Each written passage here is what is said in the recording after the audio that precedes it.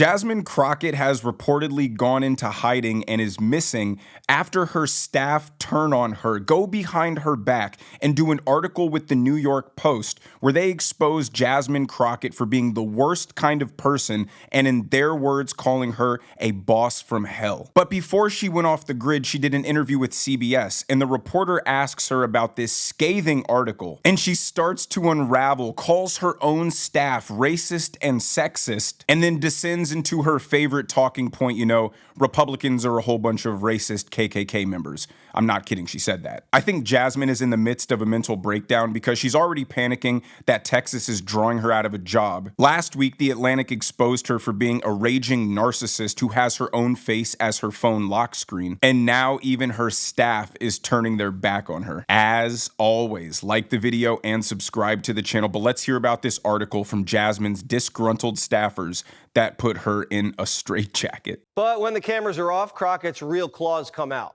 Staffers say she bites harder than she barks. And the whole fighting for you act, one big cheap fake. She even works from home.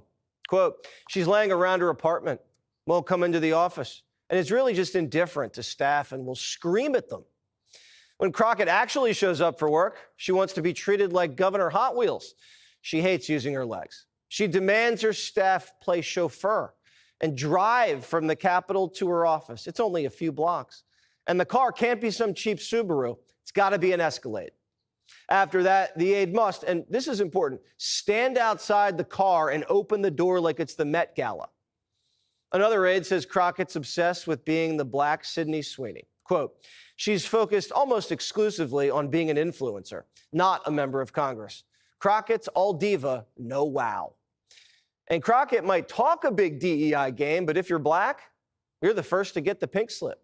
Quote, I don't want to hear Jasmine Crockett talk about helping black women when she just fired one for no reason. The article didn't say anything we don't already know about Jasmine Crockett. She's rude, she's abrasive, she's undignified, she's insufferable. So that part is no surprise to us. What I take from this and why it's so significant is Jasmine Crockett is probably the most racist person in the Democrat Party. This woman absolutely hates white people, and she lets us know that. So her staff was comprised of a whole bunch of black women. So for someone who truly believes that white supremacy is rampant, it is currently trampling and oppressing on black people, and how the patriarchy makes it so hard for women. So you would think she would treat her staff, who she would be helping break into this racist boys club of government, with a little more decency and respect. She preaches the whole black solidarity thing, but treats her entire black staff like they are lesser than her. She would never hire an all-white staff, but hypothetically, if she did have an all-white staff,